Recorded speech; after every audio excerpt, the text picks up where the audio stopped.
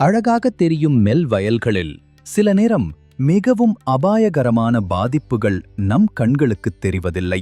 உதாரணமாக நெல் குருத்துப்பூச்சி. இது ஒரு சிறிய பூச்சி இலையின் நுனிகளில் முட்டையிடும். பின்பு முட்டையிலிருந்து வரும் புழுக்கள் மெல்லிய நூலிழையின் உதவியோடும் காற்றின் துணை கொண்டும் மற்ற செடிகளுக்குப் பரவும்.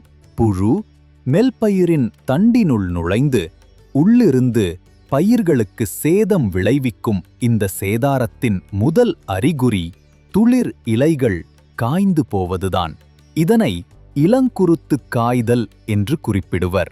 பூச்சியின் தாக்கம் பூ பூக்கும் பருவம் வரை நீடித்தால் நீங்கள் வெண்கதிர்களை நெல் வயல்களில் காணலாம். கதிர்கள் பார்ப்பதற்கு வளமாக இருந்தாலும் அதனுள் தானியங்கள் இருக்காது. பலமுறை இந்த சேதாரம் கண்களுக்கு தெரிய வரும்போதுதான் விவசாயிகள் மருந்து தெளிப்பதற்கு முன்வருவார்கள். ஆனால் அதற்குள் புழு தண்டினுள் சென்றுவிடும். அதன் பிறகு எந்த பூச்சிக்கொல்லி மருந்து தெளித்தாலும் பயனில்லை. அதனால் உடனடியாக மருந்து தெளிப்பது அவசியமானது. இளங்குருத்துக் காய்தலை தவிர்க்க நடவு செய்த 15 முதல் 30 நாட்களுக்குள் பிரச்சண்ட் பூச்சிக்கொல்லி மருந்தை தெளிக்க வேண்டும்.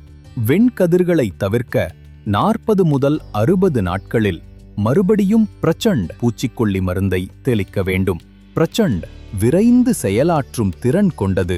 இது தண்டினுள் நுழைவதற்கு முன்பே தடுத்து விடுகிறது.